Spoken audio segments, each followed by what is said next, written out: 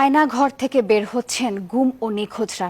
তাদের পরিবারের সদস্যরা ভিড় করেছেন রাজধানীর কচুক্ষেত এলাকায়।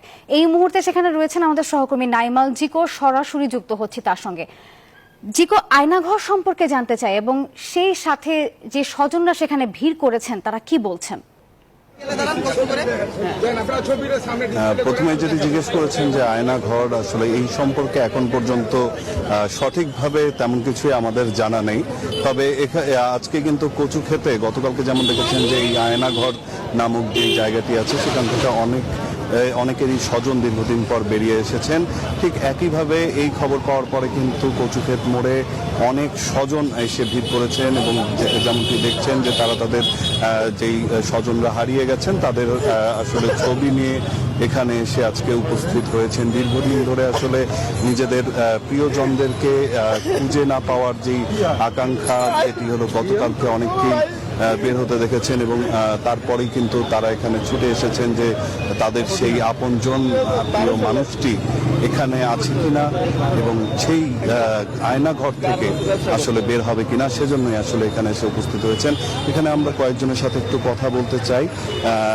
একটু যদি আপনার কাছ থেকে জানতে চাই, কে কেন এখানে এসেছেন, এই জায়গাতে কেন?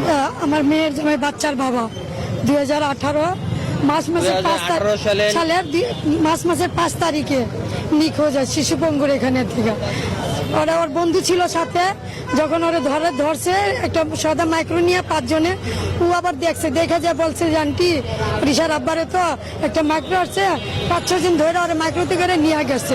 তখন আমরা মোহাম্মদপুর থানা যা ডিবি আমরা যোগাযোগ করতে চাই, অনেক জানে ওনারা কিছুই বলেননি। এই পর্যন্ত আজ পর্যন্ত আমরা কোনো খোঁজই পাইনি। জি, যেমনটি শুনছিলেন, আরো একজনের সাথে আসলে একটু কথা বলতে চাই যে আপনি এখানে কেন এসেছেন? আমার ভাইয়ের জন্য আমরা আসছি। আমার ভাই 2019 সালে নিখোঁজ হয়েছে। বাড়ি থেকে সাদা পোশাক। এই জায়গাতে কেন? এই জায়গাতে আমাদের বিশ্বাস আমার ভাই আয়না ঘরে আছে। কেন এই বিশ্বাসটা আসলে? এই বিশ্বাসটা অনেকে যেহেতু শুনছে, ছুটে গেছে এখান থেকে বের হয়েছে, ওই বিশ্বাস নিয়ে আমরা আসছি।